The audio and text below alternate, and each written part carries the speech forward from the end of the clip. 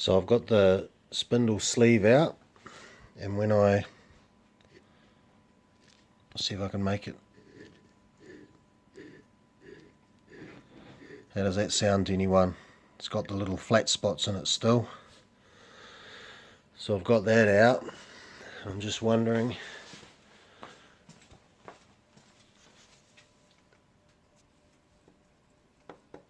I think that one had the up and down play in it, so maybe it had loosened up.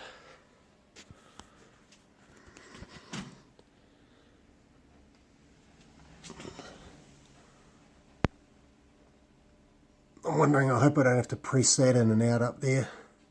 Hopefully the ring of bolts around the top means that that slips straight out.